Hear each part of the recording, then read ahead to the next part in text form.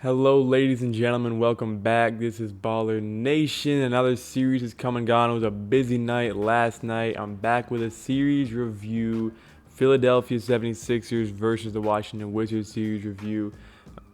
Listen, I'm not going to lie. It wasn't the most entertaining series. It really wasn't. Joel Embiid got hurt, which is a little bit disappointing considering the fact that Philadelphia is one of those teams that could have genuinely contended for the Eastern Conference Championship.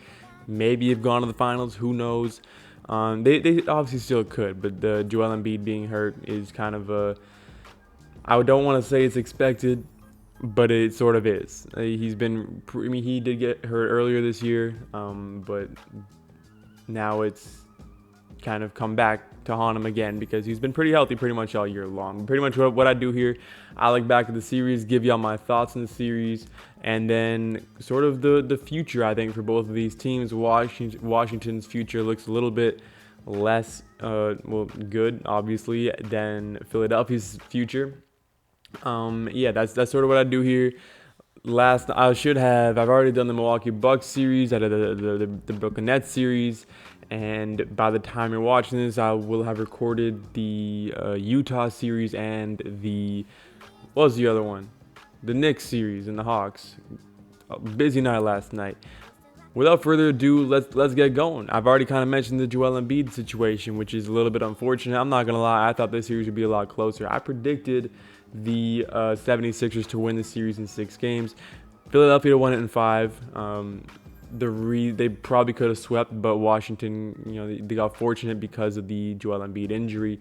That probably cost Philadelphia the game in Game 4.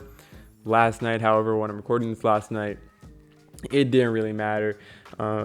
Washington was able to hang around with Philadelphia a lot in Game 5. It was a pretty close game up until the last few minutes of the third quarter when Philadelphia started hitting some random ass shit. Danny Green started to get going. Seth Curry had a big game, and how about Ben Simmons as well, jumping in there playing the Magic Johnson role. Ben Simmons hopping in there at starting center last night, getting a triple double.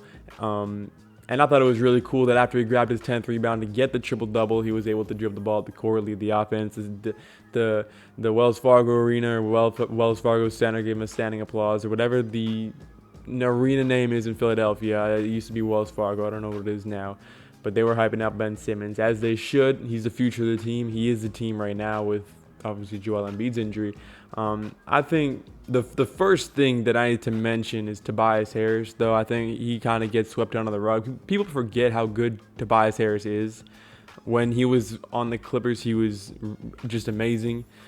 And you look at what he's been doing since he was at Philadelphia. He plays a big role in Philadelphia, and he's the kind of guy who, if he didn't play alongside Ben Simmons, if he didn't play alongside Joel Embiid, he could be putting up much bigger numbers. And that's one thing with Tobias Harris. He's one of those guys where it feels like he's sacrificing a lot of his own talent and a lot of his own personal gain for the good of the team, because he could easily go chase a bag somewhere else, probably get paid a lot more money somewhere else. Actually, I'm not sure about that. I don't know how much Tobias Harris is being paid. Probably more than I think he's being paid. But he's just going out there. He's balling out. Big shout out Danny Green. We all know Danny Green. He's won a championship the last 2 years. Won a championship in 2014 with the San Antonio Spurs. This man's got championship DNA inside of those veins. And I mean, he's always going to be playing a big role in whatever team you put him on. Seth Curry as well for the Philadelphia 76ers. This man, he's a straight-up baller. He's no longer just Steph Curry's brother. I mean, this man, he put up 30 in the elimination game, and he was hitting some pretty deep step backs as well. Very impressive there from Seth Curry. And finally, I need to touch on Ben Simmons real quick here. Ben Simmons gets a lot of hate and a lot of criticism, and he's probably the most criticized player in the NBA, one of the most disliked players in the NBA. Him, guys like Rudy Gobert, people just don't like those guys. Here's what I'll say about Ben Simmons. I mean, shit, you can hate on the guy, and I mean, hating, you can just not like the guy, you can do whatever you want, but I've grown to sort of I gotta kind of respect the guy. I gotta kind of respect Ben Simmons. Now, is he a good shooter? No. I mean, is he the best scorer ever? No. Is he a good free throw shooter? Not at all. He's a fucking liability at the free throw line. But at the end of the day, I think he's probably the most overhated player in the NBA. behind Rudy Gobert, of course.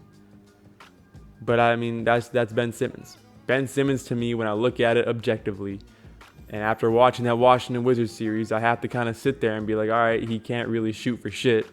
He's not a great, scorer or anything like that. But if I'm being honest here, Ben Simmons is the most overhated player in the NBA, behind Rudy Gobert, obviously. That's just what I see from an objective point of view. As far as Washington side go, I mean, Bradley Beal did his thing. Russell Westbrook was a bit disappointing, but we kind of expected that from Russell Westbrook, not going to lie. I fuck with Gafford a lot. Gafford's got a really nice game. I think guys like Rui Hachimura got a bright future in this league. Davis Bertans, when Bertans isn't draining three-pointers, he's utterly useless. I think it was game 3 or something where he just had zeros across the entire board. It was like that one stat line that Tony Snell had like a few years ago, that screenshot of Tony Snell just having a terrible stat line, something like that. Davis Bertans. But I think Washington, I mean, look, y'all had a really nice run toward the end of the season. Y'all had a really nice run going into the playoffs, but the playoffs are a whole different beast, and the 76ers were ready. Washington was not ready. Of course, it's a 1 seed versus 8 seed. That's sort of what happens. A 5-game series is what you'd expect. And now for the future of these two teams, for Washington, I should have probably checked up on their free agency situation this summer. I'm not 100% sure, but I think next year we can sort of expect them not to be that good. I doubt they'll make the playoffs next year, Washington. Then again, you could probably clip this back in a year from now and they'll be like the 2 seed or some shit like that. Who knows? But as I'm sitting here right now, I don't think Washington will make the playoffs.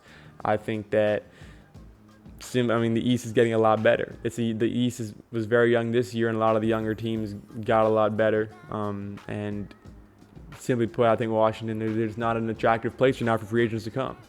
As far as Philadelphia goes, their playoff hopes they're in the hands of the Joel Embiid injury. If Joel Embiid can come back out 100% healthy, if he can come back 80-90% healthy, Philadelphia has a genuine chance of making it out of the Eastern Conference. Can Philadelphia, if I were to bet my life on the 76ers making out of the East, I would not do that. I think Brooklyn would beat them. I think Milwaukee would beat them. But Philadelphia definitely they have a puncher's chance. They definitely do have a puncher's chance. As far as immediately, though, the next round, Philadelphia is going to be going up against the Atlanta Hawks. And I think that's going to be a very tough series for Philadelphia, especially if Joel Embiid is still hurt. And even if Joel Embiid comes back, we all know second round Joel Embiid, if y'all don't remember, 2019, the 76ers vs Toronto Raptors, Joel Embiid in the second round. That man was like the stock market, bro. It's up and down. Every single night you get something different. One night he gives you 45 points. The next night he gives you 15 points and gets strapped up by Marc Gasol. That's Joel Embiid. That's the last time we saw Joel Embiid in the second round. And I think this year, Atlanta versus Philadelphia, if I'm being honest here, if I'm predicting this the way these two teams both look right now, I'd probably take the Atlanta Hawks. Honest to God. I'd probably take Atlanta over Philadelphia, given the Joel Embiid situation and the fact that Trae Young is way better than I thought he was. I thought Trae Young in the playoffs would start to kind of get exposed. I didn't even pick Trae Young to make it out of the first round. I thought the Knicks were going to make it out of the first round. I think a lot of people thought the Knicks were going to make it out of the first round. But Trae Young's really nice, and that Hawks team is very nice. A very, very nice team, and it's going to be, I think it'll be, that's a 6 or 7 game series, if I'm being honest. If I'm looking at it, objectively, I'd probably still pick Philadelphia to win that. Actually, no. Right now, if y'all want me to make a prediction, I'll make a separate video where I make a prediction. I'll probably have a podcast episode coming out where I make my actual prediction. I need to know a little bit more about the Joel Embiid situation, though, because that's huge. If Embiid's healthy, I'll take Philadelphia all day. But he's not. But when is he ever fully healthy? Anyway, that's it. That's my 76er versus 76er versus Washington Wizards series review. If you enjoyed the video, give it a like, subscribe, all that bullshit. If you watch this video at all, I appreciate you. If you're still watching, I love you a lot. And without further ado, peace out.